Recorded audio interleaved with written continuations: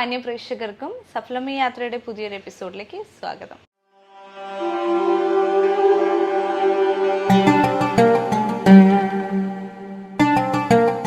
സഫലമി യാത്ര വർഷങ്ങളോളമുള്ള കഠിനാധ്വാനത്തിൻ്റെയും വിയർപ്പിൻ്റെയും ഫലമായി ജീവിത വിജയം കൈവരിച്ച പ്രവാസി മലയാളികളുടെ കഥ പറയുന്ന പ്രോഗ്രാം. ഇന്നും അത്തരത്തിലൊരു കഥയായിട്ടാണ് നിങ്ങളുടെ മുന്നിൽ ഞങ്ങൾ വന്നിരിക്കുന്നത്.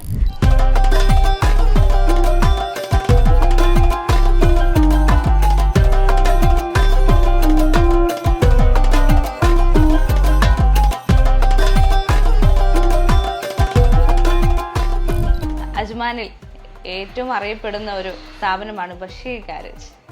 ഇന്ന് അതിൻ്റെ പേരും വിലാസമൊക്കെ മാറിയിട്ടുണ്ടെങ്കിലും ഇന്നും മലയാളികളിൽ മാത്രമല്ല മറ്റ് നാഷണാലിറ്റീസിൻ്റെ ഇടയിലും പോപ്പുലർ ആയിട്ടുള്ള ഒരു സ്ഥാപനമാണ് ഈ ബഷീർ ഗാരേജ് എന്ന് പറയുന്നത്. അതിൻ്റെ സ്ഥാപകനും നടത്തിപ്പുകാരനുമായ ബഷീറൊക്കെയാണ് നമ്മുടെ ഇന്നത്തെ അതിഥി. 45 വർഷത്തെ പ്രവാസ ജീവിതത്തിൻ്റെ കഥ പറയാനുണ്ട് അദ്ദേഹത്തിന്.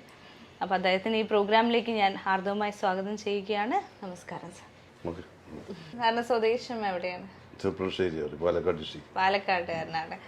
പാലക്കാട് നിന്ന് ഒരു പ്രവാസ ജീവിതത്തിലേക്ക് മാറുന്ന ഒരു ഒരു തുടക്കം എങ്ങനെയായിരുന്നു? അതവിടെ ഞാൻ സ്കൂൾ കുറച്ച് നമുക്ക് അന്നത്തെ അധികം പഠിപ്പുമല്ല. അന്ന് എല്ലാവരും ഒരു കൈത്തൊഴിൽ എന്നുള്ള കണ്ടീഷനിലൊക്കെയാണ് അന്നത്തെ വർക്ക് വരുന്നത്. ഇപ്പോഴല്ല നല്ല പഠിപ്പും കാര്യങ്ങളൊക്കെ ആയത്. അന്നൊരു 9-10 വരെയൊക്കെ ആയിട്ടുള്ളൂ. 10 വരെ ആയപ്പോഴൊക്കെ പോന്നു. പിന്നെ അവിടെ തന്നെ കുറച്ച് മെക്കാനിക്കൽ വർക്കൊക്കെ ചെയ്ത് പഠിച്ച് അവിടെ തന്നെ മെക്കാനിക്കൽ പണിയൊക്കെ കരയിൽ നിന്ന് പഠിച്ചു. പിന്നെ ഇവിടെ വന്നു 80-ലാണ് വന്നു. 80 3-ാം മാസം മാർച്ചിലൊക്കെ ആയിട്ട് ഇവിടെ കറക്റ്റായിട്ട് ഓർത്തിരിക്കുന്നുണ്ട് ഇപ്പോഴും. അപ്പൊ ആരെങ്കിലും കൊണ്ടുവന്നാണോ തന്നെ? അതൊരാള് അവിടെ വന്നൊരു വണ്ടി റിപ്പയറിന് വന്ന് അങ്ങനെ വിസയൊക്കെ തന്നു വന്നാണ്. ആദ്യമായിട്ട് ഇവിടെ വന്നപ്പോ ഒരു വർക്ക്ഷോപ്പിൽ ജോലിയായിരുന്നു. ആ ഒരു എക്സ്പീരിയൻസ് എങ്ങനെയായിരുന്നു? കാരണം അന്നൊക്കെ വലിയ ബുദ്ധിമുട്ടാണല്ലോ എല്ലാവരും നാടായാലും ഇവിടെ ആയാലൊക്കെ. പിന്നെ ഇവിടെ വന്ന് ജോലിയൊക്കെ ആയി നിന്ന് ഒരാളുടെ കൂടെ നിന്ന് വലിയ ശമ്പളം കാര്യങ്ങളൊക്കെ ആയപ്പോൾ പിന്നെ ഓക്കെ ആയി.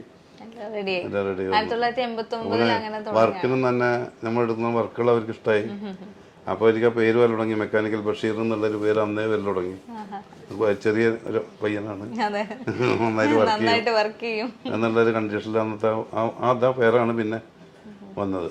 അപ്പോൾ അന്ന് പിന്നെ ഇയാളുടെ കൂടെ തന്നെ നിന്നിട്ടുണ്ട്. ഒരാളുടെ കൂടെ ആദ്യം വന്നൊരു 3 മാസം അടുത്തുണ്ടായിട്ടുള്ളൂ.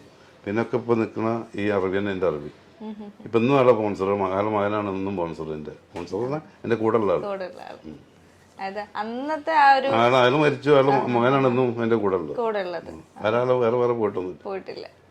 ബന്ധങ്ങൾ ഒരുപാട് ഇപ്പോഴും ഇപ്പോഴും കീപ്പ് ചെയ്യുന്ന ഒരാളാണ്.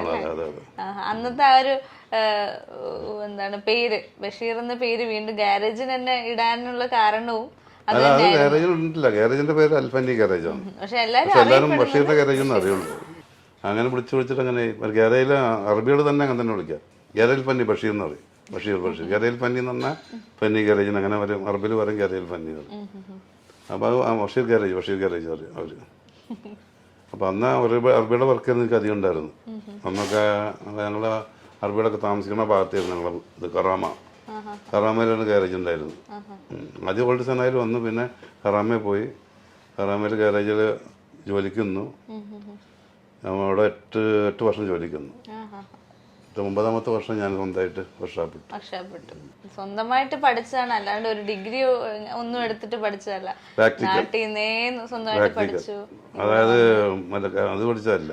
അപ്പൊ അങ്ങനെ പഠിക്കുന്നതാണ് ഏറ്റവും കൂടുതൽ നമ്മള് എക്സ്പീരിയൻസ് എല്ലാ വർക്കും ചെയ്യാൻ പറ്റുന്നത്. ഏത് വണ്ടിയും എല്ലാം നമ്മൾ സ്വന്തമായിട്ട് ചെയ്യാൻ പറ്റുമല്ലോ. അപ്പോൾ അതിൻ്റെ ടെക്നിക്കൽ എന്താണെന്ന് മനസ്സിലാക്കിയിട്ട് ചെയ്യാൻ പറ്റും.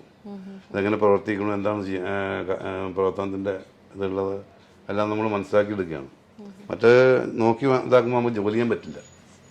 അങ്ങനെയൊക്കെ 2 മാറ്റമുണ്ട്. ഇന്നത്തെ തലമുറ തീർച്ചയായിട്ടും പുസ്തകത്തിൽ നിന്നും പഠിച്ചാല് കമ്പ്യൂട്ടറിൽ നിന്ന് പഠിച്ചിട്ട് വരും. പിന്നെ ഇതന്നെ മാറിയല്ലോ. അന്നത്തേക്ക് കുറെ മാറ്റങ്ങൾ വന്നു. ഇന്നിപ്പോ സാധനങ്ങളൊക്കെ എടുത്തിട്ട് മാറ്റി വെക്കുക. അന്ന് റിപ്പയർ ചെയ്തെടുക്കലാണ് അധികം. ഇന്ന് ആ സാധനങ്ങളൊക്കെ വന്നിട്ട് സെൻസറായി കമ്പ്യൂട്ടറായി ഇതൊക്കെ മാറ്റി വെക്കലായി. അപ്പൊ അത് അവർക്ക് തന്നെ അങ്ങനെ ചെയ്യാൻ പറ്റുള്ളൂ. ഇപ്പോൾ അന്ന് ഞങ്ങൾക്ക് ഇങ്ങനെ ഉണ്ടായിരുന്നു. അന്ന് മാനുവലായിട്ട് റിപ്പയർ ചെയ്തെടുക്കുക. അതേമാതിരി ഇഞ്ചക്ടർ മറ്റേ സാധനം എനിക്ക് കാർബേറ്ററിന്റെ വർക്കൊക്കെ ആയിരുന്നു അധികം വന്നിരുന്നു. ഒന്നിപ്പോൾ കാർബേറ്റർ ഇല്ലെന്ന് ഇഞ്ചക്ടറായി. അങ്ങനത്തെ മാറ്റങ്ങളൊക്കെ.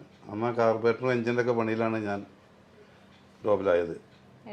നന്നായിട്ട് അതിലാണ് ഏറ്റവും കൂടുതൽ പ്രാവീണ്യം. ഈ പെട്രോൾ മൈലേജ് ഉണ്ടാക്കി കൊടുക്കലൊക്കെ എനിക്കുണ്ടായിരുന്നു പണി. പെട്രോൾ അധികം ചിലവാണതിന് ആ റിപ്പയറൊക്കെ, അതാണ് ആ പേര് വന്നത്. ഇവിടെ UAE പോലൊരു സ്ഥലത്ത് ഏറ്റവും കൂടുതൽ ആവശ്യം വർക്ക്ഷോപ്പുകളായിരിക്കുമല്ലോ, അതിന് ഡിമാൻഡ് കൂടുതലുള്ള. പ്രത്യേകിച്ച് അന്നത്തെ കാലത്ത് ഈ പണിയൊക്കെ അറിയുന്നവര് കുറവായിരുന്നു അല്ലേ? അതെ അതെ. അന്ന് ഞാനൊക്കെ വന്നിട്ട് അധികം ഗാരേജൊന്നുമില്ല ഇവിടെ, കുറച്ച് ഗാരേജേ ഉള്ളൂ, എണ്ണി പറയാനുള്ള അത്രേ ഉള്ളൂ. ഇന്നിപ്പോൾ എവിടെ നോക്കിയാലും ചെറിയൊരു ബോർഡും ഗാരേജാണ്, ഒരു ചെറിയ ചെറിയ ചെറിയ കടകളൊക്കെ ഗാരേജാണ്. അന്ന് ഞങ്ങളെ വലിയ കൊച്ചു 2-3 ആൾക്കാരേ ഉള്ളൂ, ഒരു മലയാളിയിൽ ഒരു 3-4 പേരും കൊച്ചൊരു പാകിസ്ഥാനി ഇങ്ങനെയൊക്കെ ഉള്ളൂ. അധികം വേറെ കണ്ടമാനം ഇവിടെ ഇതൊന്നുമില്ല. അന്ന് അറബികളൊക്കെ താമസിക്കുന്നതിൻ്റെ അടുത്തന്നെ ഞങ്ങളുണ്ടാവുക. നാട് പോലെ സ്നേഹിച്ചു ഇവിടെ. പിന്നെ 45 വർഷം എങ്ങനെയാണ് താങ്കൾ ഇവിടെ ഒരു പ്രവാസ ജീവിതത്തിലേക്ക്, ആ ഒരു യാത്ര എന്തൊക്കെ ഓർമ്മകളാണ് മാറ്റിവെച്ചിരിക്കുന്നത്? അതിലിപ്പോൾ നമ്മുടെ നാട്, എനിക്കിവിടെ വന്നിട്ട് അങ്ങനെ ഒരു ബുദ്ധിമുട്ടൊന്നും വന്നിട്ടില്ല. കാരണം ഞാൻ വന്നതിന് വർക്കൊക്കെ അറിയുന്നതാണ്. ഈ കഷ്ടപ്പെട്ടിട്ട് ഒന്നും അറിയാതെ ഉള്ള ആൾക്കാർക്കാണ് ഞാൻ അത് പറഞ്ഞതിന് മുന്നേ പറഞ്ഞിട്ടുണ്ട്. ജോലിയൊക്കെ അറിഞ്ഞ് ഈ നാട്ടിൽ വന്നാൽ നന്നായിട്ട് പോവാം, നന്ന് ജോലിയെടുത്ത് നമുക്ക് വേണ്ടത് അത് സമ്പാദിക്കാൻ പറ്റിയൊരു സ്ഥലമാണിത്. എല്ലാവരും ഇവിടെ നല്ല ആൾക്കാരും നല്ല ആൾക്കാരാണ്, ഒരു ബുദ്ധിമുട്ടൊന്നും ഉണ്ടാവാറില്ല, അവരുടെ അടുത്ത് പ്രശ്നങ്ങളൊന്നും വരാറില്ല. ഇവിടുത്തെ ഭരണാധികാരികളും നല്ല സപ്പോർട്ട് ചെയ്യണം, എല്ലാവർക്കും സപ്പോർട്ട് ചെയ്യുന്ന ആൾക്കാരാണ്. താങ്കളിപ്പോ പറഞ്ഞു പണ്ടേ തൊട്ടുള്ള ഭരണാധികാരികളാണ് ഇപ്പോഴും. നമ്മുടെ സ്പോൺസറൊക്കെ അവരാണ്. അപ്പൊ ഈ ഒരു വളർച്ചയ്ക്ക് കാരണം തന്നെ കൂടെ നിൽക്കുന്ന ആളുകളുടെ സപ്പോർട്ട്, ക്ലയൻസിന്റെ സപ്പോർട്ട്, അവർക്ക് ഏറ്റവും നല്ല എനിക്ക് ഏറ്റവും വലിയ സപ്പോർട്ട് ചെയ്തുകൊണ്ട് വരാനാണ് എൻ്റെ അർബാബ് അവരെനിക്ക് എനിക്ക് ഇവനെ പുതുതായിട്ട് അവരെ ഒന്ന് പോയിട്ട് മാറാനൊക്കെ കഴിയും, സപ്പോർട്ട് ചെയ്തുകൊണ്ട് അവർ തന്നെയാണ്.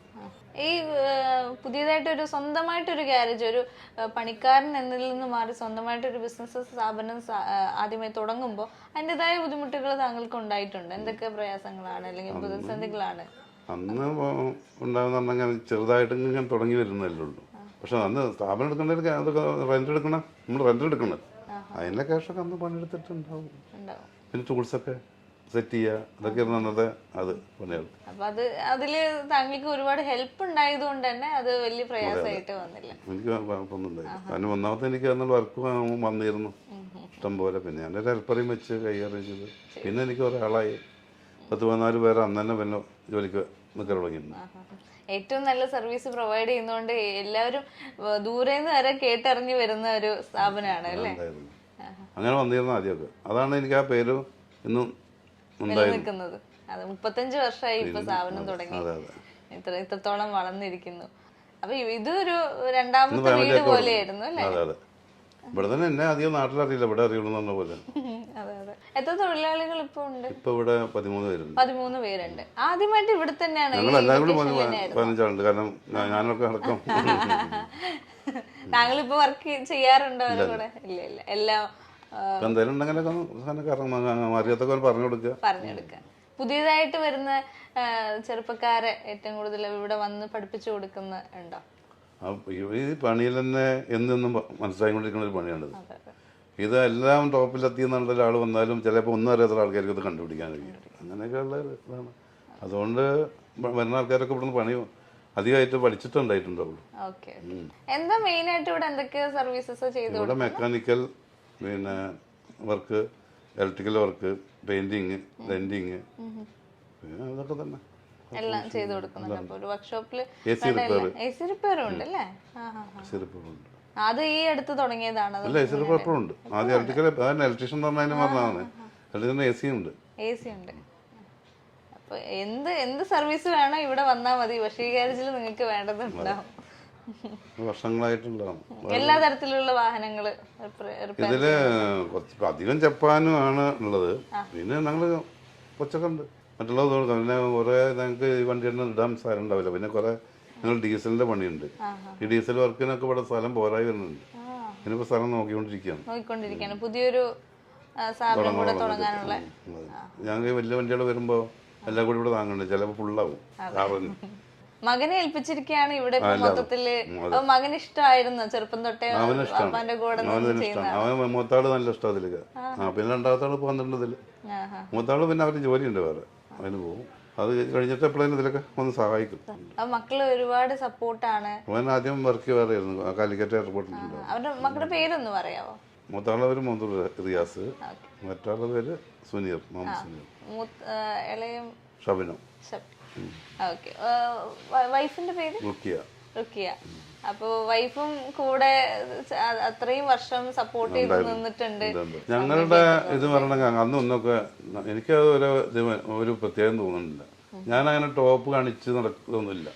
അതേപോലെ ഇങ്ങനെ പോണതാണ്, അങ്ങോട്ടും ഇല്ല അങ്ങോട്ടും ഇല്ല.